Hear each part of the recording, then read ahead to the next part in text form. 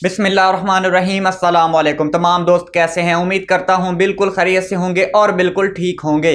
दोस्तों, आप मेरा फेसबुक पेज और यूट्यूब चैनल सलाम पाकिस्तान देख रहे हैं। मैं आपका होस्ट समी चौधरी हूं। दोस्तों, इस वक्त की जो इलेक्शन की सूरत हाल है वो बिल्कुल बदल चुकी है।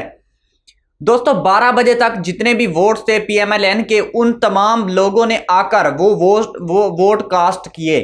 और इसी बीच में दोस्तों, पाकिस्तान तहरीक इंसाफ के जो वहां पर जो जितने भी करिंदे थे उनके साथ बड़ी ज्यादती की गई, बड़ा जुल्म किया गया। यहां तक कि उनको जो बैलेट बॉक्स हैं, जो वोट डालने वाले डब्बे हैं, वो भी खाली नहीं दिखाए गए।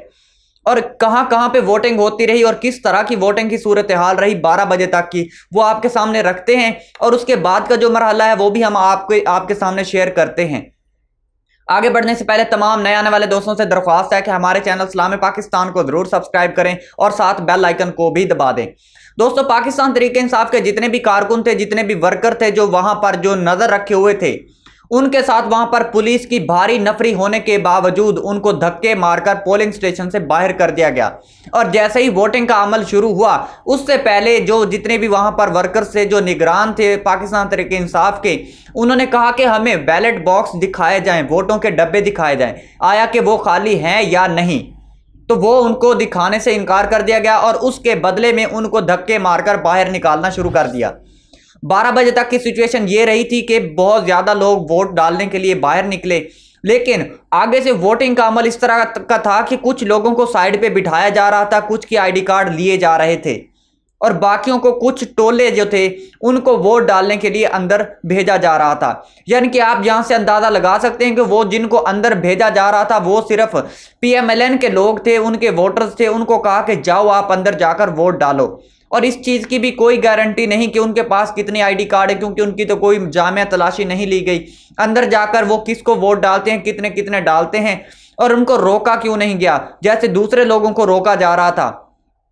बाकायदा उनसे यह पूछा जा रहा था कि किसको वोट डालने जा रहे हैं। आगे से अगर उसने कह दिया कि पीटीआई को, तो उसने कहा अपना आईडी कार्ड दिखाओ। आईडी कार्ड दिखा, अच्छा बैठे, अभी हम आपको बुलाते हैं। तो उनके आईडी कार्ड इस तरह ले लिए गए और फिर वो दूसरे बंदों के हाथ इस तरह जो है ना, उनके साथ इस तरह का अमल, धांधली का अमल लाया गया। और मुल्तान के अंदर, शाह महमूद कुरैशी के हल्का के अंदर, वहां पर मुल्तान के अंदर इस वक्त की सूरत हाल थी। इससे पहले एक फैक्ट्री के अंदर से बैलेट बॉक्स पकड़े गए हैं और कुछ लोग वहां पर पकड़े गए हैं जो वहां पर जाली वोट डाल रहे थे, यानी कि बैलेट बॉक्स का वजन बढ़ा रहे थे। किस तरह, वो आपकी पूरी वीडियो है, वो आपको सामने दिखा नहीं सकते क्योंकि हमें मना किया गया, हमें रोका गया है। और रोका क्यों गया है? क्योंकि हमें भी अपनी सेफ्टी का भी ख्याल रखना होता है। इस वजह से हम वो वीडियोस, कुछ शॉर्ट्स हैं, क्योंकि वहां पर जो 100 लोग पहरा देने वाले थे, उन तमाम के हाथों में मोबाइल थे। कुछ रिस्ट्रिक्शंस हैं जिसकी वजह से हमें ये हिदायत दी गई है कि आपने कोई शॉर्ट्स, कोई वीडियो वगैरह नहीं दिखाना। तो लिहाजा हम आपको दिखा नहीं सकते, लेकिन सूरत हाल ऐसी ही है। जैसे ही शाम के बाद जब रिजल्ट आएगा, उसके बाद फिर हम ये वीडियोस जो हैं वो पब्लिश करेंगे, इंशाल्लाह जरूर करेंगे, आपके साथ जरूर शेयर करेंगे। तो हमारे चैनल के साथ बने रहिएगा, आपको वो शॉर्ट्स भी हम लाजमी दिखाएंगे अगर इजाजत मिली तो। लेकिन अगर इजाजत ना भी मिली तो जब इलेक्शन का टाइम टल जाएगा तो फिर हम अपनी तरफ से भी दिखा सकते हैं, क्योंकि फिर तो कोई रिस्ट्रिक्शंस नहीं रहेंगी। अगर धांधली की सूरत हाल में पीएमएलएन के लोग, जो उनके कैंडिडेट हैं, उम्मीदवार हैं, वो जीत जाते हैं, तो फिर सिचुएशन बदल जाएगी। फिर हमें ये वीडियोस दिखाने से कोई भी नहीं रोकेगा, क्योंकि फिर तो ये ऐलान हो जाना कि ये वीडियोस दिखाओ, अलबत्ता कोई और सूरत हाल ना बनी तो। लाहौर के चारों हलकों के अंदर भी यही सूरत हाल रही है कि वहां पर पीएमएलएन के लोगों ने पहले आकर वोट डाल लिया, वोट कास्ट कर लिया, फिर उसके बाद लड़ाई झगड़ा शुरू कर दिया। यही इसी वजह से मुराद सईद साहब ने कहा है कि अगर आप अवाम के साथ ये धोखा फरेब करेंगे तो फिर यहां पर श्रीलंका जैसी सिचुएशन होने से कोई भी नहीं रोक सकता।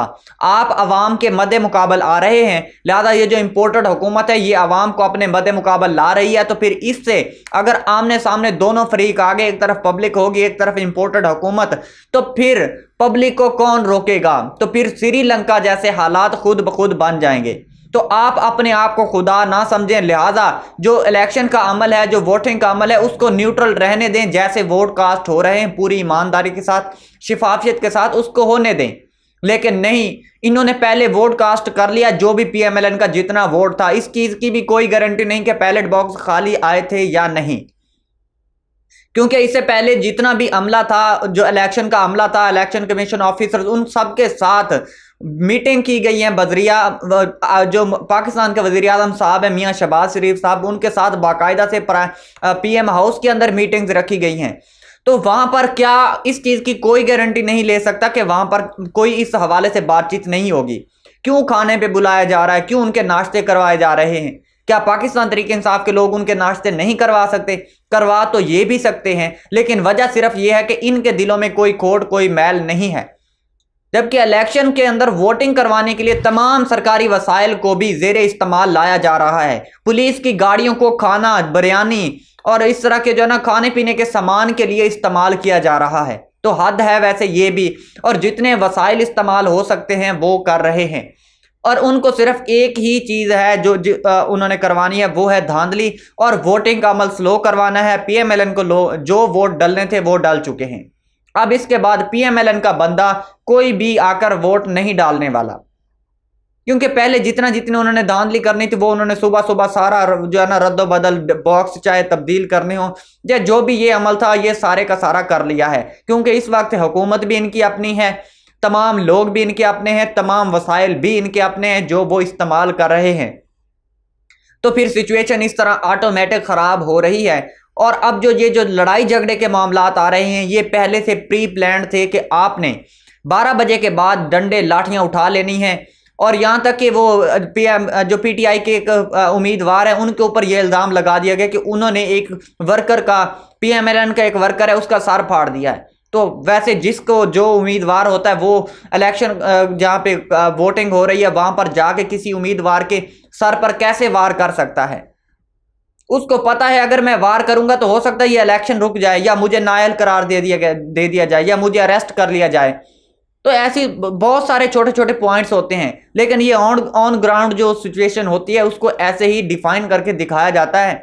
लेकिन अभी तक जो है ना PTI की तरफ से इस तरह का कोई लड़ाई झगड़े का वाकया नहीं आया।